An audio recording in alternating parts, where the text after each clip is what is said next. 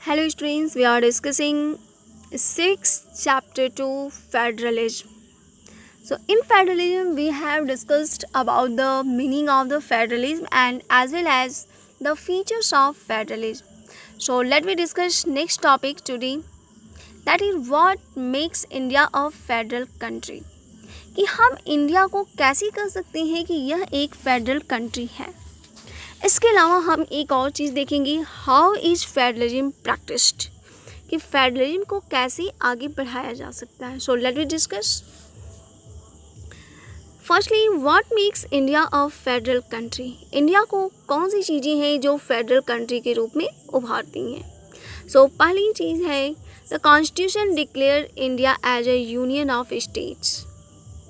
अब यहाँ पर ध्यान दीजिए कि इंडिया में जो कॉन्स्टिट्यूशन है, इस कॉन्स्टिट्यूशन में कभी वर्ड ग्रुप का इस्तेमाल नहीं किया गया है, ग्रुप ऑफ स्टेट्स नहीं कहा गया है। इसमें कहा गया है यूनियन ऑफ स्टेट, इनमें राज्यों का संघ इसको डिक्लेयर किया गया है। तो ये वर्ड अपनी आप में बहुत बड़ी यूनिटी को दिखाता है।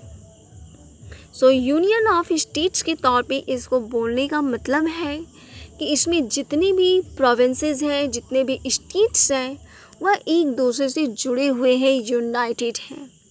तो ये पहले डिक्लेरेशन ही हमारी बहुत बड़ी एक फेडरलिज्म को बताता है।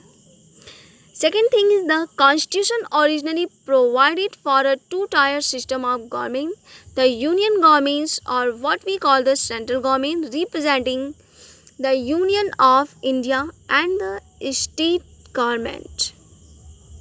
कि जब हमारा कॉन्स्टिट्यूशन बनाया गया था शुरू में, उस समय गवर्नमेंट को सिर्फ दो लेवल पे ही डिसाइड किया गया था। पहला हमारा यूनियन गवर्नमेंट्स, या जिसे हम सेंट्रल गवर्नमेंट्स कह सकते हैं, या जो यूनियन ऑफ इंडिया या स्टेट गवर्नमेंट्स को रिप्रेजेंट करती हैं, और दूसरा हमारा है state government.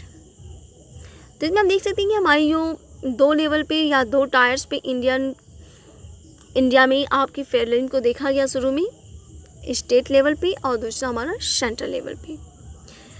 Letter the third tier of federalism was added in the form of panchayats and municipality. इसके अलावा इंडिया में एक हमारा थर्ड लेवल पे भी फेडरलिज्म में देखा जाता है, that is known as the local government.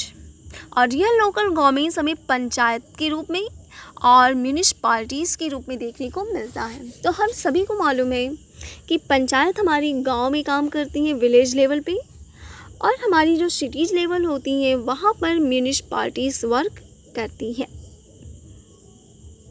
Constitution में हमारी 3 लिस्ट बनाई गई हैं, और यह लिस्ट उस लेवल पे बनाई गई है कि कौन किस तरीके के किन किन सब्जेक्ट्स पे कोई गवर्नमेंट, चाहे वो सेंट्रल लेवल हो या हमारा स्टेट लेवल पे हो, तो इनमें ये लोग किस तरीके से कार्यों को कर सकती हैं। तो कौन कौन सी ऐसे सब्जेक्ट्स हैं जिन पे सिर्फ सेंट्रल लेवल पे काम हो सकता है, और कौन से ऐसे सब्जेक्ट हैं जिस पे स्टेट लेवल अपनी दिशा निर्देश दे सकती है।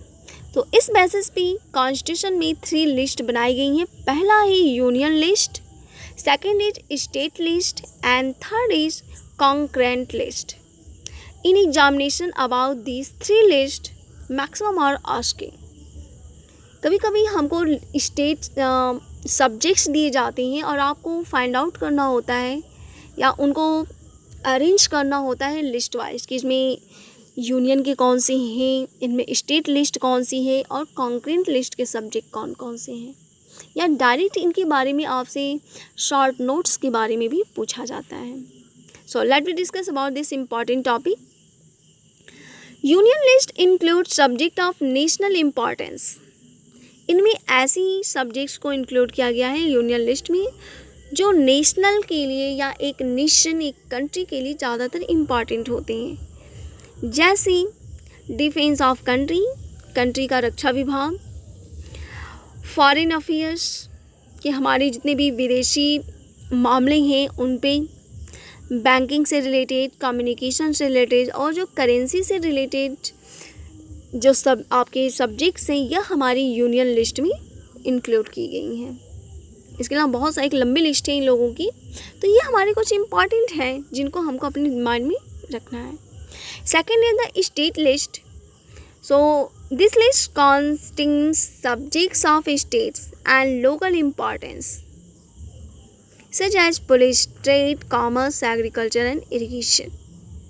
कि स्टेट लिस्ट में ऐसे सब्जेक्ट डाले गए हैं जो स्टेट लेवल पे या लोकल लेवल पे ज़्यादा इम्पॉर्टेंट होती हैं।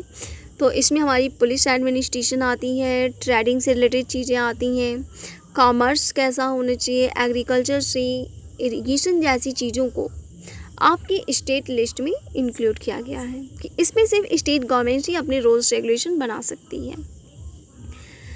Third is the concurrent list include subject of common interest to the both the union government such as education, foreign trade, union, marriage, adoption and succession. कि concurrent list में ऐसे subjects को दिया गया है जो बहुत ही कॉमन इंटरेस्ट के होती हैं, जो आपके लोग स्टेट लेवल पे भी वर्क हो सकती हैं और सेंट्रल लेवल पे भी उन पे काम किया जाता है। देन ये दोनों मिल करके करते हैं, लेकिन रूल्स रेगुलेशन मैक्सिमम आपके यूनियन गवर्नमेंट्स में ज़्यादातर देखने को मिलता है। एक यूनाइटेड यहाँ पे देखने को मिलेगा। सो यहाँ पे हमारी जैसे एजुकेशन से रिलेटेड है, फॉरेस्ट से संबंधित चीज़ें हैं, ट्रेड यूनियन हमारी स्टेट लेवल पे बनानी हो या इन कंट्री लेवल पे बनाना हो, मैरिज से रिलेटेड, एडॉप्शन से रिलेटेड या सक्सेशन से रिलेटेड अगर कोई रूल्स रेगुलेशन बनानी हो तो ये दोनों ही स्टेट लेवल पे लिए भी इम्पॉर्टेंट है और कि सेंट्रल लेवल पे भी ये इम्पॉर्टेंट है। सो यहाँ पे यूनियन गवर्नमेंट ज़्यादातर इम्पॉर्टेंट रोल निभाती है। So next is the how is federalism practised. कि आपका ये फेडरलिज्म प्रैक्टिस कैसे होता है, कैसे इनको मेंटेन किया जाता है। Constitutional provisions are necessary for the success of federalism but these are not sufficient. The real success of federalism in India can be attributed to the nature of democracy politics in our country. कि federalism को अगर बढ़ावा देना है तो उसे सिर्फ constitutional level पे प्रोवाइड करा देना ही सही नहीं है। कॉन्स्टिट्यूशन में उसका प्रोविज़न कर दिया, हमने उसको इंक्लूड कर दिया, उससे रिलेटेड हमने सारी चीज़ों को इन्वॉल्व कर दिया, तो इतनी से ही फेडरलिज्म हमारी कंट्री में एस्टैब्लिश नहीं हो सकती है जब तक कि हमारी पॉलिटिक्स लेवल पे उसको जो नेचर ऑफ जो डेमोक्रेसी है, जो वहाँ की जो पॉलिटिकल इन्वायरमेंट है, जब तक वह उस लेवल पे वर्क ना करती हो। तो इस तरह से हमारी फेडरलिज्म को हम देख सकते हैं कि जब हम उसे पॉलिटिक्स लेवल पे जब हम उसको लेते हैं, एक डेमोक्रेटिक पॉलिटिक्स के तौर पे अगर हम इस्तेमाल करते हैं, दैट इज़ द तब हमारी एक बेहतर फेडरलिज्म वहाँ पे देखने को मिलती है। So there are some more topics related for this federalism. So first is the linguistic state. So let me try to discuss about it. How the federalism is practiced in India and which types of problems we have faced and how it is resolved. So let me try to understand about these facts about the linguistic states, language policies, central-state relations. So all these topics are initially related to the practice of federalism. So let me discuss. First is linguistic state. The creation of linguistic states was the first and a major test for democratic politics in our country. कि linguistic states को बनाना ये पहला और एक बहुत बड़ा प्रयोग किया गया था डेमोक्रेटिक पॉलिटिक्स के तौर पे हमारे देश में। Many old states have vanished and many new states been created. Linguistic state पे यानी लैंग्वेज के आधार पे जो बनाए गए थे, इसने क्या किया कि बहुत सारी स्टेट्स को इसने पूरी तरह वैनिश कर दिया, ख़त्म कर दिया और नए नए स्टेट्स को सामने क्रिएट करते चले गए थे। In 1947, the boundaries of several old states of India were changed in order to create new states. कि 1947 में बहुत सारे पुराने स्टेट्स की बाउंड्रीज हमारी ख़त्म हो गई और बहुत उनमें चेंजेस आ गए थे और नए नए स्टेट्स को बनाए गए थे। This was done to ensure that people who spoke the same language lived in the same state. ये ऐसा इसलिए किया गया ताकि एक तरीके के लैंग्वेज बोलने वाले लोग एक ही जगह पे रह सकें. When the demand for the formation of states on the basis of language are raised, some national leaders feared that it would lead to the disintegration of the country. इस शुरू में तो काफ़ी इजी लगा, नई चीज़ें आज सामने देखने को मिली, लेकिन लिंग्विस्टिक बेसिस पे इंडिया में इतनी सारी डाइवर्सिटी है कि उनके बेसिस पे जब अगर हम स्टेट्स को डिवाइड करने लगे या हम स्टेट्स को नया नया बनाने लगे, तो वहाँ पे बहुत सारे पॉलिटिकल लीडर्स को इस बात का डर लगने लगा कि कहीं हमारे देश में जो इंटीग्रेशन चल रहा था, एक जो जुड़ाव चल रहा था, कहीं वह ख़त्म ना हो जाए, वो डिसइंटीग्रेशन की तरफ ना ले जाए. तो ये प्रॉब्लम्स भी हमारे सामने आए, लेकिन इसको बहुत ही एक बेहतर तरीके से इसको रिजॉल्व किया गया था. सो यहाँ पर लाया गया था लैंग्वेज पॉलिसी. लैंग्वेज पॉलिसी के थ्रू इस चीज़ को रिजॉल्व किया गया था. तो पहली चीज़ था कि इसके लैंग्वेजेस को सबसे पहला काम किया गया कि कॉन्स्टिट्यूशन के द्वारा जो बहुत ही ज़्यादातर बहुत ही एक बहुत बड़े पैमाने पे बोली जाने वाली जो लैंग्वेजेस थी, उनको कॉन्स्टिट्यूशन के द्वारा एक ऑफिशियल लैंग्वेज के रूप में या नेशनल लैंग्वेज के तौर पे उनको एडाप्टेशन देना. तो अब हम देखते हैं कि लैंग्वेज पॉलिसी क्या क्या हमारे देश में अपनाई गई.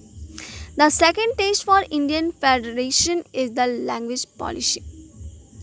Our constitution did not give the status of national language to any one language. कि हमारी कंट्री में हमारा कॉन्स्टिट्यूशन कभी भी किसी सिंगल लैंग्वेज को आगे प्रमोट नहीं करता है और ना ही उसे एक नेशनल लैंग्वेज के तौर पे उभारता है. वैसे ही हिंदी हमारी एक आइडेंटिफाइड की गई थी एक ऑफिशियल लैंग्वेज के रूप में, और साथ ही साथ जो हमारी इंग्लिश के अलावा 1965 में इंग्लिश और हिंदी दोनों को ही एज एन ऑफिशियल लैंग्वेज के तौर पे देखा जाने लगा. एम.ए. हिंदी उसको तो एज अ ऑफिशियल लैंग्वेज उसको ट्रीट किया गया, लेकिन इंग्लिश को भी 1965 में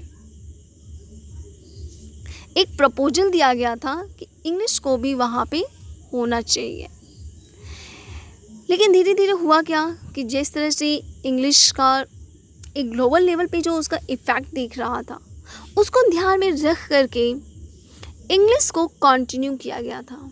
यानी जब 1965 में इंग्लिश को प्रपोजल को रोका जाने लगा, लेकिन बाद में इंग्लिश की एफर्ट्स को देख करके लोगों ने, जो लीडर्स थे, उन्होंने इसको कंटिन्यू किया और इंग्लिश आज भी हमारे लिए हिंदी के साथ साथ वह भी एक ऑफिशियल लैंग्वेज के तौर पे एक्सेप्ट की गई हैं. करेंट में हमारी 22 लैंग्वेजेज हैं जो कॉन्स्टिट्यूशन के द्वारा रिकॉग्नाइज की गई हैं. इसके अलावा हमारा जो सेंट्रल स्टेट रिलेशनशिप है, ये भी हमारे लिए काफ़ी ज़्यादा इम्पॉर्टेंट माना जाता है, और कुछ ऐसे भी एग्जांपल्स हमारे सामने देखने को मिलते हैं जो इंडिया में डिसेंट्रलाइजेशन का भी एग्जांपल रखते हैं. So this topic we will discuss in next video.